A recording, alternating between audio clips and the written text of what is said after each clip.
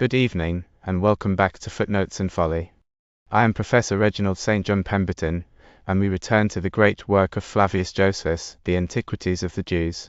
Book 1 carried us from the first day of the world to the grave of Isaac at Hebron. Tonight we open Book 2, and we give it complete, in plain modern English, from Whiston's grand old public domain translation. The plain rendering and the asides are my own. This is Book 2, Part 1. Old Isaac is dead, and his two sons part ways, Esau to the red hills of Seir, Jacob to Canaan. Then the story narrows to one favored boy and his dangerous dreams. Joseph, envied by his brothers, stripped of his coat, sold to passing merchants, and carried down into Egypt, where he is brought into a great man's house, falsely accused, and shut up in a prison from which, it seems, no one rises. Let us begin. After Isaac died, his sons divided their homes between them. They did not keep the same places they had lived in before. Esau left the city of Hebron to his brother and went away to Seir, where he lived and ruled over Idumea. He gave the country its name from himself, because he was also called Edom. He received that name because of something that happened when he was still a child. One day Esau came back from the hard work of hunting and was very hungry. He happened to find his brother preparing lentil stew for his meal, and the stew was a very red color. Because of that, Esau wanted it even more strongly, and he asked Jacob to give him some to eat. Jacob took advantage of his brother's hunger and forced him to give up his birthright to him. Esau, pressed by famine, gave it up under oath. From then on, because of the red color of that stew, the people of his time jokingly called him Edom, since the Hebrews call what is red Edom. This was the name later given to the country. The Greeks pronounced it in a smoother way and called it Idumea. Esau became the father of 5 sons.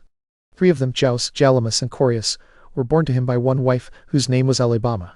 The other 2 were Eliphaz, born to him by Ada, and Rachel, born to him by Basemath. These were the sons of Esau. Eliphaz had 5 legitimate sons, Theman, Omer, Saphus, Gotham, and Canaz. Amalek was not legitimate, but was born from a concubine named Thamna. These descendants lived in the part of Idumea called Jubilitis, and also in the part named from Amalek, Amalekitess. Idumea was a large country, and at that time it kept the name of the whole land, while its separate regions also kept the names of the particular peoples who lived in them. Jacob reached a degree of happiness that few people ever attain. He was richer than the other inhabitants of that country, and he was both envied and admired because of the excellence of his sons. They lacked nothing. They had strong spirits, were able to work with their hands, could endure hard labor, and were sharp in understanding. God showed such providence toward Jacob and such care for his happiness, that he brought him the greatest blessings out of circumstances that seemed full of sorrow. In this way God also made Jacob and his descendants the cause of our forefathers' departure from Egypt. The occasion was this. Jacob had a son named Joseph by Rachel, and he loved him more than the rest of his sons, both because Joseph was physically beautiful and because of the virtues of his mind, for he surpassed the others in prudence. This special affection from his father stirred up envy and hatred in Joseph's brothers. His dreams also increased their hostility, because he saw them, and then told them to his father and to his brothers, and those dreams foretold his future happiness. It is common for people to envy even their closest relatives when they are promised prosperity. These were the visions Joseph saw while he slept. During the middle of harvest, Joseph was sent by his father with his brothers to gather the fruits of the earth. While there, he saw a vision in a dream, one far beyond the ordinary images that appear to people in sleep. When he got up, he told it to his brothers so they might judge what it meant.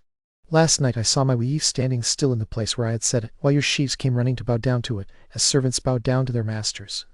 As soon as his brothers understood that the vision foretold that Joseph would gain power and great wealth, and that his power would stand above theirs, they gave him no interpretation, pretending they did not understand the dream. But they prayed that none of what they suspected it meant would ever come to pass. Because of this, they hated him even more. God, acting against their envy, sent Joseph a second vision, one much more wonderful than the first. It seemed to him that the sun took the moon and the rest of the stars with it, came down to the earth, and bowed before him.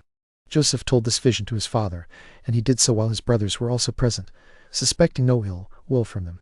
He asked his father to interpret what it might mean. Jacob was pleased with the dream. He considered the prediction carefully, and with wise and sharp judgment guessed its meaning. He rejoiced at the great things it signified, because it declared the future happiness of his son. By God's blessing, the time would come when Joseph would be honored and considered worthy of reverence by his parents and his brothers. Jacob understood the moon and sun to represent Joseph's mother and father. The moon is the one that gives increase and nourishment to all things, and the sun is the one that gives them form and their other powers. He understood the stars to represent Joseph's brothers, because they were 11 in number, just as the stars in the dream were 11 and received their power from the sun and moon. This was Jacob's judgment of the vision, and it was a wise one. But these interpretations caused Joseph's brothers great grief. From then on they treated him as though he were a stranger who alone would receive the good things signified by the dreams, rather than as a brother with whom they might reasonably share those blessings. Since they shared the same parentage, they might also have shared in the same happiness. Instead, they resolved to kill the lad. After they had fully confirmed this intention among themselves, and when the gathering of the fruits was finished, they went to Shechem, a country good for feeding cattle and for pasture. There they fed their flocks, without telling their father that they had moved there. Because Jacob did not know his son's condition, and received no messenger from the flocks to tell him the truth about how they were, he became troubled and suspicious about them. In great fear for them, he sent Joseph to the flocks to learn what circumstances his brothers were in, and to bring back word of how they were doing. As soon as Joseph's brothers saw him coming toward them, they were glad, but not as men are glad to see a close relative, or someone sent by their father.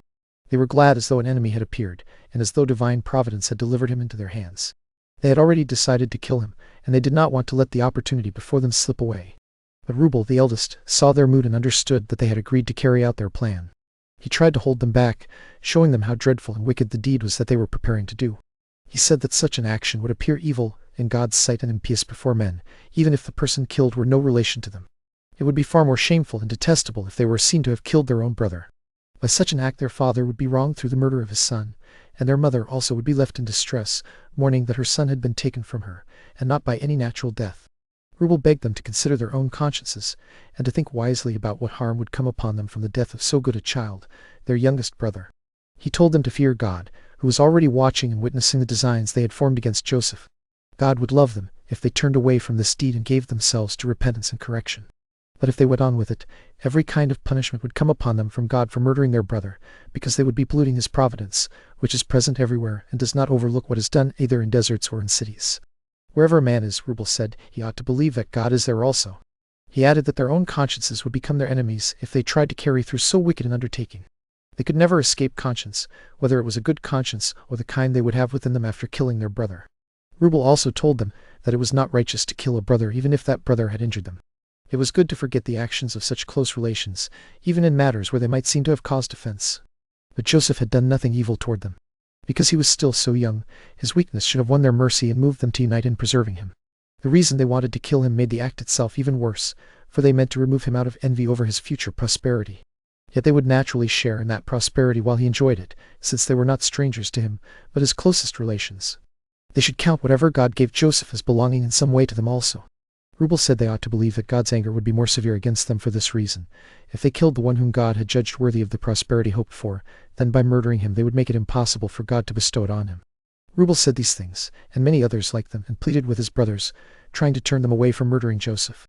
But when he saw that his speech had not softened them at all, and that they were hurrying to do the deed, he advised them at least to lessen the wickedness of the way they meant to take Joseph off. First he had urged them, when they were seeking revenge, to abandon the plan entirely. But since the decision to kill their brother had prevailed, he said they would not be so deeply guilty if they followed his present advice. His proposal would still include what they were so eager to do, but in their present condition it would be a lighter kind of offense. He begged them not to kill their brother with their own hands, but to throw him into a nearby pit and let him die there. By doing that, he said, they would at least gain this much: they would not stain their own hands with his blood. The young men readily agreed to this. So Reuben took the lad, tied him to a cord, and gently let him down into the pit, which had no water in it at all. After he had done this, he went away to look for pasture suitable for feeding his flocks. After Reuben had gone, Judas, who was also one of Jacob's sons, saw some Arabians, descendants of Ismail, carrying spices and Syrian goods out of the land of Gilead to the Egyptians. He advised his brothers to draw Joseph up out of the pit and sell him to the Arabians. If Joseph died among strangers far away, Judas said, then they would be freed from this savage act. They agreed to this plan. So they pulled Joseph up out of the pit and sold him to the merchants for 20 pounds. Joseph was then 17 years old. But in the night time Reuben came back to the pit, intending to save Joseph without his brothers knowing. When he called to Joseph and received no answer, he feared that they had destroyed him after he had gone away. He complained to his brothers about this, but when they told him what they had done, Reuben stopped mourning. After Joseph's brothers had treated him in this way, they considered what they should do to escape their father's suspicions. When they had let Joseph down into the pit, they had taken from him the coat he was wearing when he came to them. They decided to tear the coat to pieces, dip it in goat's blood, and then carry it to their father and show it to him, so that he would believe Joseph had been destroyed by wild beasts. When they had done this, they came to the old man, though not until what had happened to his son had already somehow reached his knowledge. They told him that they had not seen Joseph and did not know what misfortune had befallen him. They said they had found his coat bloody and torn to pieces, and from that they suspected that he had fallen among wild beasts and had perished, if this was the coat he had been wearing when he left home. Before this Jacob had held on to a better hope, thinking that perhaps his son had only been taken captive. But now he put that thought aside and believed the coat was clear proof that Joseph was dead, for he remembered well that this was the coat Joseph had been wearing when he sent him to his brothers. From then on he mourned the lad as dead, and as though he were the father of no more than that one son, taking no comfort in the others. Even before he met Joseph's brothers, he had already been struck by the disaster and had guessed that Joseph had been destroyed by wild beasts. He sat down clothed in sackcloth and heavy grief, so that he found no relief when his sons tried to comfort him, and the length of time did not lessen his pain. Potiphar, an Egyptian who was chief cook to King Pharaoh, bought Joseph from the merchants who sold him. Potiphar held Joseph in the highest honor, taught him the learning suitable for a free man, and allowed him to have better food than slaves were usually given. He also entrusted the management of his house to him. Joseph enjoyed these advantages, yet he did not abandon the virtue he had possessed before this change in his condition. Instead, he showed that wisdom can govern the difficult passions of life in people who truly have it, and who do not merely put it on for show while they are prosperous. Potiphar's wife fell in love with Joseph because of the beauty of his body and because of his skillful management of affairs. She supposed that if she made her desire known to him, she could easily persuade him to come and lie with her. She thought he would see it as a piece of good fortune that his mistress was asking him, considering only the slavery he was in, and not the moral character that remained in him after his condition had changed. So she revealed her wicked inclination and spoke to him about lying with her. But Joseph rejected her requests. He did not think it consistent with religion to yield so far to her as to do something that would insult and injure the man who had bought him, and had granted him such great honors. Instead, he urged her to govern that passion. He set before her the impossibility of gaining what she wanted, thinking that her desire might be conquered, if she had no hope of success. As for himself, he said he would endure anything whatever before being persuaded to do it. Although it was proper for a slave, as he was, to do nothing contrary to his mistress, he could rightly be excused in a case where his disobedience concerned only commands of this kind.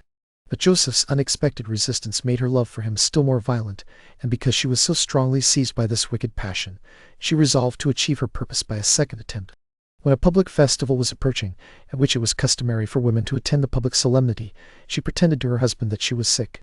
She planned in this way to gain a chance for privacy and leisure, so that she might entreat Joseph again. Once she had obtained that opportunity, she used kinder words to him than before. She said it would have been good for him to have yielded to her first request and not rejected her, both because of the reverence he owed to the dignity of the woman who had approached him, and because of the strength of her passion, which had forced her, though she was his mistress, to lower herself beneath her rank. But now, she said, by taking wiser counsel he could wipe away the blame for his former foolishness. Perhaps he had expected her to repeat her requests, and she had now done so more earnestly than before, even pretending sickness for this very reason and preferring conversation with him over the festival and its solemnity. Or perhaps he had resisted her first words because he did not believe she could be serious. In either case, by renewing her appeal, she now gave him enough assurance that she was not trying to deceive him by any trick. She assured Joseph that if he complied with her affections, he could expect to keep enjoying the advantages he already had, and that if he submitted to her he would receive still greater advantages. But if he rejected her desires and preferred the reputation of chastity to his mistress, he must expect revenge and hatred from her. He would gain nothing by such behavior, she said, because she would become his accuser and falsely tell her husband that Joseph had attempted her chastity. Potiphar would listen to her words rather than to his, no matter how true his words might be. The woman said these things with tears in her eyes, but pity did not draw Joseph away from chastity, and fear did not force him to comply. He resisted her requests and did not yield to her threats. He feared doing evil and chose to undergo the harshest punishment rather than enjoy his present advantages by doing what his own conscience knew would justly deserve death. Joseph reminded her that she was a married woman and ought to live with her husband only. He asked her to let those considerations weigh more with her than the brief pleasure of lustful dalliance, which would afterward bring her to repentance, cause her trouble, and still not undo what had been done wrong. He also suggested the fear she would feel that they might be caught. The advantage of concealment was uncertain, and only while the wickedness remained unknown would there be any quiet for them. But she could enjoy her husband's company without any danger. He told her that with her husband she could have great boldness from a good conscience before both God and men. Indeed, she would act more properly as his mistress, and use her authority over him better, while she persisted in chastity than if they were both ashamed of the wickedness they had committed. It was much better, he said, to live well and to be known to have lived well than to depend on the hope that evil practices would remain hidden. By saying this and more, Joseph tried to restrain the woman's violent passion and bring her affections back under the rule of reason. But she became still more uncontrolled and earnest in the matter. Since she despaired of persuading him, she laid her hands on him, and intended to force him. Joseph escaped from her anger, leaving his garment with her, for he left it in her hands and leaped out of her chamber. She was then greatly afraid that he would reveal her lewdness to her husband, and she was deeply troubled by the insult she believed he had offered her. So she resolved to act before he could, to accuse Joseph falsely to Potiphar, and by that means to avenge herself on him for his pride and contempt of her. She thought this was both wise in itself and fitting for a woman, to prevent his accusation by making her own first. Accordingly she sat sorrowful and confused, shaping her appearance so hypocritically and angrily that the sorrow, which was really because her lust had been disappointed, would seem to be sorrow over an attack on her chastity. When her husband came home, he was disturbed at the sight of her and asked the cause of the disorder she was in. Then she began to accuse Joseph. "O husband, may you not live another day unless you punish the wicked slave who wanted to defile your bed?" He did not remember who he was when he came into our house, so as to behave modestly, nor did he remember the favors he received from your generosity. He must be truly ungrateful, unless in every respect he conducts himself in a way agreeable to us. This man secretly planned to abuse your wife, and he did it at the time of a festival, watching for the moment when you would be absent. So now it is clear that the modesty he seemed to have before came only from the restraint of his fear of you, and not because he was really of a good disposition. This happened because he was raised to honor beyond what he deserved or hoped for, so that he concluded that the man thought fit to be trusted with your estate and the government of your household, and preferred above your eldest servants, might also be allowed to touch your wife. When she had finished speaking, she showed Potiphar Joseph's garment, as though he had left it with her when he tried to force her. Potiphar could not disbelieve what his wife's tears displayed, what she said, and what he saw for himself. Being led astray by his love for his wife, he did not set himself to examine the truth. Instead, taking it for granted that his wife was modest and condemning Joseph as a wicked man, he threw him into the prison for criminals. He then held an even higher opinion of his wife and bore witness that she was a woman of proper modesty and chastity. Joseph entrusted all his affairs to God. He did not set out to defend himself or explain the exact circumstances of what had happened, but silently endured his chains and the distress he was in. He firmly believed that God, who knew the cause of his suffering and the truth of the matter, would be stronger than those who had imposed punishment on him. He soon received proof of God's providence. The keeper of the prison noticed Joseph's care and faithfulness in the work assigned to him, as well as the dignity of his appearance, and he loosened Joseph's chains. In this way he made Joseph's heavy calamity lighter and easier to bear. He also allowed him to have better food than the other prisoners. When the hard labors of the prisoners were finished, they would talk with one another, as people who suffer together commonly do, and ask each other what had caused them to be condemned to prison. Among them was the king's cupbearer, a man who had once been respected by the king, but had been put in chains because the king was angry with him. This man was imprisoned with Joseph, became more familiar with him, and observing that Joseph had better understanding than the rest, told him about a dream he had seen. He asked Joseph to interpret its meaning, complaining that besides the afflictions he suffered from the king, God had added trouble to him through his dreams. "In my sleep I saw 3 clusters of grapes hanging on 3 branches of a vine. They were already large and ripe for gathering. I squeezed them into a cup that the king held in his hand. After I had strained the wine, I gave it to the king to drink, and he received it from me with a pleasant expression." The cupbearer said this was what he had seen, and he asked Joseph, if he had any share of understanding in such matters, to tell him what the vision foretold. Joseph told him to be cheerful and to expect to be released from his chains in 3 days, because the king desired his service and was about to restore him to it. Joseph explained that God gives men the fruit of the vine for good.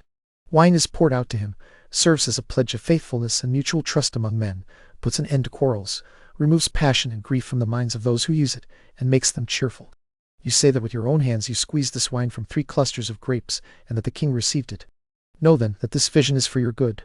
It foretells release from your present distress within the same number of days as the branches from which you gathered the grapes in your sleep. But when you have found by experience that the prosperity I have foretold is true, remember it. When you are in authority, do not overlook us in this prison, where you will leave us when you go to the place I have foretold. We are not in prison for any crime. Because of our virtue and sobriety we are condemned to suffer the penalty of evildoers, and because we were not willing to injure the one who has brought this distress upon us, even for our own pleasure.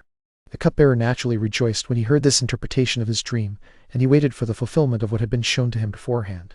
But there was another servant of the king there, who had been chief baker, and was now imprisoned with the cupbearer. Because of Joseph's interpretation of the other man's vision, he also had good hope, for he too had seen a dream. So he asked Joseph to tell him what the visions he had seen the night before might mean. He said that he thought he was carrying 3 baskets on his head. 2 were full of loaves, and the 3rd was full of sweetmeats and other foods such as are prepared for kings. Then birds came flying and ate them all up, paying no attention to his attempts to drive them away. He expected a prediction like the one given to the cupbearer. But Joseph, after considering and reasoning about the dream, told him that he would gladly have interpreted good events for him rather than the things his dream announced. He said the baker had only 3 days in all to live, because the 3 baskets signified that on the 3rd day he would be crucified and devoured by birds, unable to help himself. Both dreams had exactly the outcomes Joseph foretold for each man. On the third day just mentioned, when the king celebrated his birthday, he crucified the chief baker, but freed the butler from his chains and restored him to his former service. After Joseph had endured his chains for 2 years, and after receiving no help from the cupbearer, who did not remember what Joseph had formerly said to him, God freed Joseph from confinement and arranged this method of deliverance for him. Pharaoh the king saw 2 visions in his sleep on the same evening, and after them he was given the interpretations of both. He forgot the interpretations, but remembered the dreams themselves. Because what he had seen seemed to him entirely gloomy, he was troubled. The next day he called together the wisest men among the Egyptians, wanting to learn from them the interpretation of his dreams. But when they were uncertain about them, the king became even more disturbed. Then the memory of Joseph and his skill with dreams came into the mind of the king's cupbearer, when he saw the confusion Pharaoh was in. He came and mentioned Joseph to him, and also the vision he had seen in prison, and how the outcome proved just as Joseph had said. He also told him that the chief baker had been crucified on that very same day, and that this too had happened according to Joseph's interpretation.